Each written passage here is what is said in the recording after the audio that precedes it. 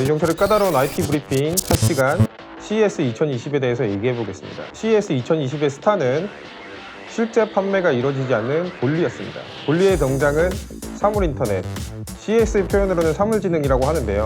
이 사물지능이 앞으로 어떻게 발전할지를 알 수 있는 열쇠였습니다. IoT 원래 의미는 사물끼리 정보를 주고받아서 가정이나 공공 환경을 스스로 조절한다는 것인데요. 지금까지 스마트홈 가전들은 통신은 가능하지만 유기적인 자동화는 조금 부족했습니다.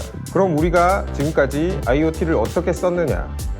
구글 홈이나 스마트폰을 들고 다니면서 기기를 켜고 끄는 데 썼죠. 심지어 비트박스를 해달라고 하기도 했죠. AI가 하는 비트박스는 세상에서 제일 쓸모없는 것입니다.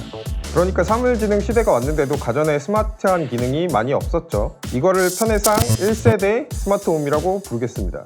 이런 문제가 왜 발생했냐면 가전기기들을 컨트롤하는 컨트롤 타워가 부족했기 때문입니다. 각 업체는 자신들이 자신 있는 기기들로 컨트롤 타워를 만들려고 했는데요.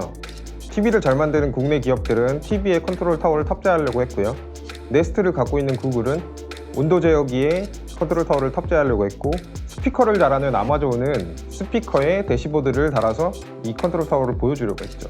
이걸 편의상 2세대라고 부르겠습니다. 그러나 이 2세대도 화면을 보면서 직접 조작해야 되는 불편함이 있었습니다.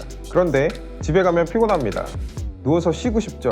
화면을 보면서 가전을 제어하고 싶지 않았습니다. 그래서 3세대 스마트홈에는 따라다니는 컨트롤 타워가 필요해진 건데요. 저는 이미 5년 전에 이 흐름을 파악하고 기사로 쓴 적이 있습니다. 굉장한 인사이트죠. 그 글을 어느 업체가 봤는지 모르겠지만 로봇 청소기가 돌아다니면서 컨트롤 타워 역할을 해주면 된다고 기사를 쓴 바 있습니다. 기사는 이 화면에서 확인하시고요. 로봇 청소기를 대중화시킨 기업 아이로봇이 2015년과 2017년 각각 카메라를 달고 집안을 스캔하면서 다니는 로봇 청소기를 출시한 바 있습니다. 물론 이 제품은 카메라로 집안을 스캔한 게 아니라 장애물을 피해다는 용도로 쓰였는데요. 스마트홈 컨트롤 타워가 될 가능성은 충분히 있었습니다. 볼리는 이 제품에서 청소 기능을 빼버린 제품입니다.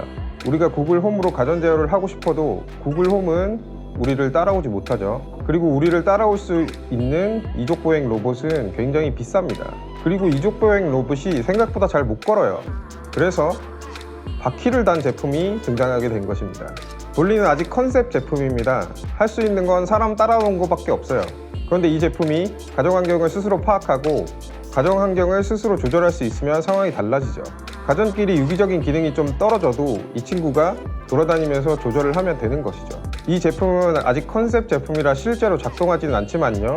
예시 동영상을 보면 집안을 돌아다니면서 청소기를 가동하고 강아지와 놀아주는 그런 역할을 수행하고 있습니다. 카메라를 달고 있기 때문에 베이비 모니터나 펫 모니터 등 IP 카메라로도 활용할 수 있을 것입니다. 이 제품이 사람들의 심금을 울린 이유는 감성적인 영역일 겁니다. 사람 말에 반응을 하고 사람을 따라다니는 모습이 마치 동물 같은 느낌이죠. 동물과 다르게 발로 차도 아프지 않겠고요. 대신 여러분의 지갑이 아파질 겁니다.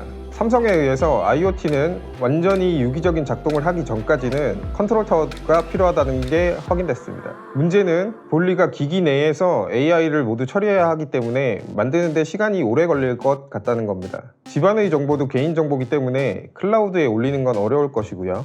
온디바이스로 처리하자고 한다면 구글이나 아마존이 더 좋은 제품을 만들어낼 수도 있겠죠. 어쨌든 볼리 흥미로운 제품이었습니다. 언젠가 제가 이 제품을 리뷰하길 기대하면서 이 시간 마치겠습니다.